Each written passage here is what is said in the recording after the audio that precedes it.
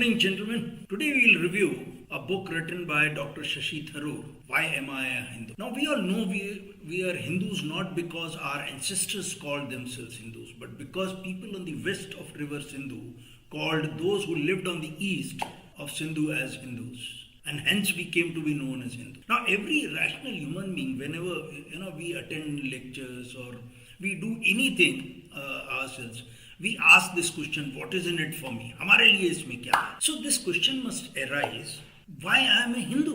What does this belief give me? Who were those Hindus जो बरसों पहले ancient India में रहते थे और जिनको वेस्ट साइड के लोग सिंधु नदी के वो हिंदू बुलाते थे? Is it just for the sake of identity that I am a Hindu? What is so peculiar in Hinduism that has kept it going for thousands of years despite having lost the political freedom? Is Hinduism only about Hanuman Chalisa, Aartis, rituals, Ramchandra ji, Sita ji, Hanuman ji, Ganesh ji, Shiv ji, Parvati ji? Or there is something deeper than this? All these questions we must ask. जब हम इस आदत में हैं, we are in a habit to ask what is in it for me. Now, in that sense, this book by Mr. Shashi Tharoor is a reasonably good book to read and to be proud of what we believe in. Now, this book is particularly good for those who have not read Gita, Upanishads, Vedant, even once. कभी पढ़ा ही नहीं, और अगर पढ़ा भी है, तो they have done it so like a parrot, without understanding anything. So this book will help them to know the salient aspects of Vedas, Upanishads, Vedanta, etc. Secondly, उनके लिए भी बहुत बढ़िया who have never critically examined their own faith. Very essential for the growth of any religious belief. Otherwise, it stagnates. Thirdly, उन लोगों के लिए बहुत बढ़िया है whose opinions are based on perception and not on judgment and analytical study. Their views have been formed on the basis of what they have either heard or what they have read on WhatsApp. It's always better to have your views formed on the basis of learning. It's always better to read Vedas and then say वेदाओं में ज्ञान वेद जो है ज्ञान का भंडार है, ना कि बगैर पढ़े लिखे बोल देना. So such people must read this book, and along with that they must read this book by Dr. Ambedkar, who are Shudras. आपको बहुत कुछ अपने धर्म के बारे में पता लगेगा. So I strongly suggest that one must read this book. Now we move on to the contents. This book is of just 300 pages, so not very thick, readable. It has 3 sections divided into various chapters. The section 1 deals with my Hinduism, the section 2 deals with political Hinduism, and section 3 taking back Hinduism. The flow is logical, and by the time you reach midway of section 2, one starts realizing the purpose of this. To understand that purpose, let's begin with how he section 1. In section 1, he discusses about the environment in which he was at home, in which he was brought up. His father was a devout Hindu and who believed in acceptance, like Swami Vivekananda, who professed that world needs to move from tolerance to acceptance. Thereafter, he emphasizes that unlike Bible or Quran, Hinduism as a faith does not have one prescription. Here an individual is free to find a path for himself to realize and experience God through inquiry. And he quotes that famous Nasidya Sukta, Rigveda का, जिसमें सृष्टि के बारे में एक him है जिसको कहा जाता है creation him. Who really knows and who can say, ये किसके बारे में बात कर रहे हैं? ये सृष्टि के बारे में. Who really knows and who can say whence it all come and how did creation happen? The gods themselves are later than creation. So who knows truly whence this great creation sprang? Who knows whence this creation had its origin? He, whether he fashioned it or whether he did not. वो व्यक्ति जिसने ये सूक्त लिखा है वो question कर रहा है क्रिएटर को ही, उसको डाउट है. He, whether he fashioned it or whether he did not. He who surveys it all from the highest heaven, he knows, or maybe even he does not know. Imagine this was written thousands of years back in Rig Veda, which is considered as the oldest scripture ever written by the human being. Thus, if Vedas are the first scripture that Hindus wrote, rather the mankind wrote, and still revere it, then we must accept that Hinduism allows inquiry and freedom to question even the God, even the Creator. Even if when we read Gita, we will find that Gita, Vedanta are not one-way traffic. Arjuna asked numerous questions, and hence, finally, Dr. Tharoor says he is a Hindu because it is intellectual fit, as it allows freedom to think, to question, and to inquire. It does not ask you, the Hinduism does not ask you to behave like a typical horse that drives a cart who is supposed to be only looking straight. Side में उसके वो eyes cover कर देते हैं. So Hinduism is all about freedom to think, freedom to question, and to inquire. Thereafter, he discusses about why so many gods and deities, and also then discusses about the scriptures which have been classified as Shrutis, Smritis, Itihas, Puranas, Agmas, Darshans, and explain their purpose, significance, and how they have gradually come about, originated. For instance, Vedas talked of formless God, imageless God, and conduct of ritual through hymns. Puranas emphasized on worship of gods in human form and pujas. He discusses briefly about the six darshanas or six principal schools of thought, including the philosophy of Vedanta, which rejected non-dualism. So finally, Hinduism is all about self-realization, which ultimately leads to merging one's soul into collective Brahma. Now, a critical study is never complete unless you go through examine the gray areas also. So he has discussed about casteism,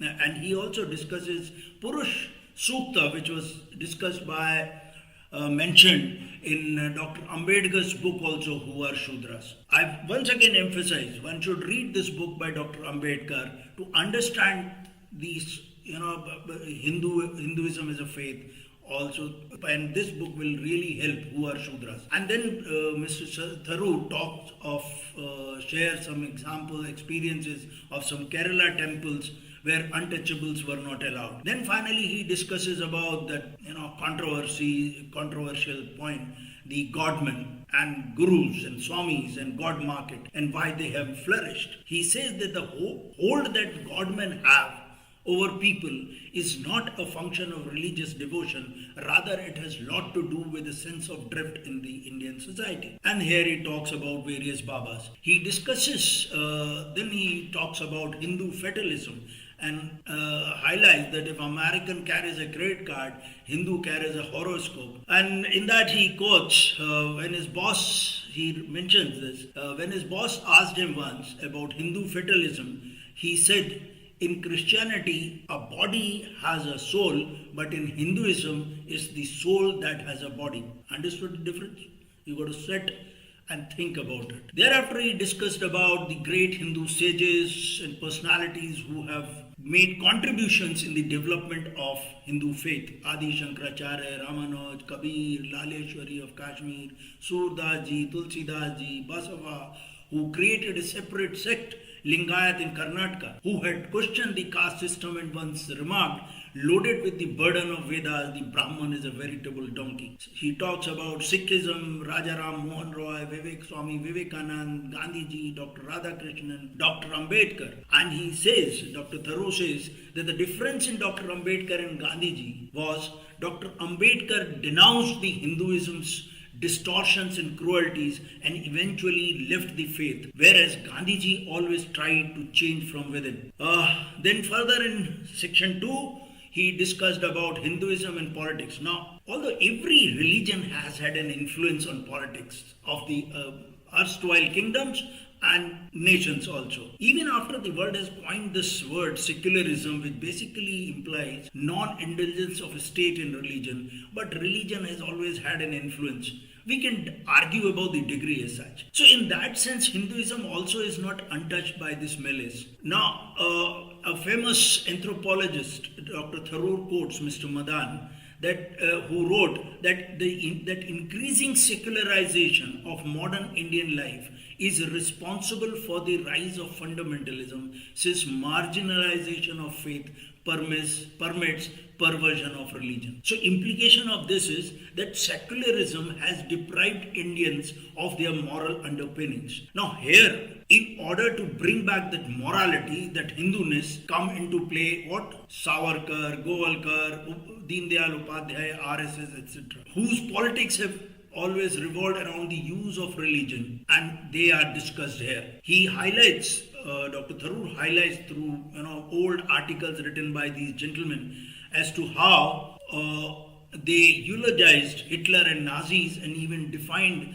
nationhood on the same lines as Nazis did. He also highlights as to how cows, artis have been used or misused by Sangh Parivar for political power right from its inception to win over the Hindus.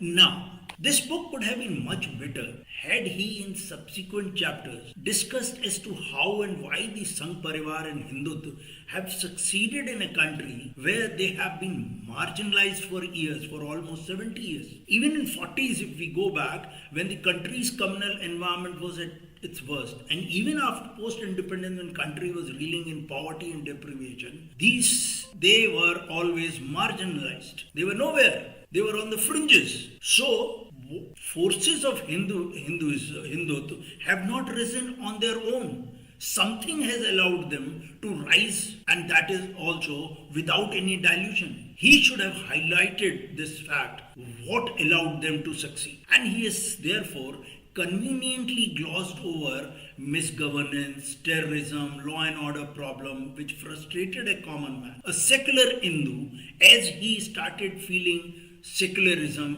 as a burden. He did not mention that we allowed terrorism to grow by treating fundamentalists with kid gloves. If the current government can ensure that for last 7 years there has not been a single terror attack south of Pathankot, then the question arises why the same could not be achieved by them when they were ruling. Dr. Tharoor's party was ruling. So when people get frustrated, religion is the recourse, and this is what had happened in Punjab and Kashmir. The lack of deft handling of Islamic fundamentalism and terrorism gave enough reason to people to look towards those who had been for years espousing the cause of Hindus. He should have made a mention of this great lapse before recommending a medicine. Now his concern is genuine. What can be done when Hinduism has been Islamicized by Sangh Parivar? And here also he once again recommends the same medicine that a Hindu is now fed up of listening to: become tolerant, holistic, just, and follow pluralistic dharma as articulated by Swami Vivekananda. It's pointless now to find faults with Deen Dayal Upadhyaya, Govalkar and Savarkar and decrying Hindutva, because his own party has been instrumental in compelling the secular Hindu to look towards Savarkarism. It was their inapt handling of Islamic fundamentalism, Islamic terrorism, poor governance and poor law and order situation that compelled Hindus to look towards Savarkar and his ilk to find a solution to their problem. While recommending the solution, he could have used this opportunity to highlight as to how religion in Pakistan has ruined all its institutions over a period of 70 years. The same may befall on India in foreseeable future. It would be good for the readers to read this book. Again, I am recommending Dr. Ambedkar's book, Who Are Shudras, in which he has demonized Brahminical cult. It is perhaps then one would realize whether temples, cow politics can re-energize the nation or once again take us back to medievalism and breaking point. This is what in Dr. Ambedkar's book, Who Are Shudras, and after reading that book, it encouraged me to buy this one, Why Am I a Hindu? Okay, so although it makes a common man know about the core tenets of Hinduism, that's book, Dr. Tharoor's book, but it fails to give a direction as to where Islamicization of Hinduism will take us. But if one reads Dr. Ambedkar's book, Who Are Shudras, or many other books, one can connect the link missed out by Tharoor. Where will all this lead us to? Okay, gentlemen, thank you. Jai Hind.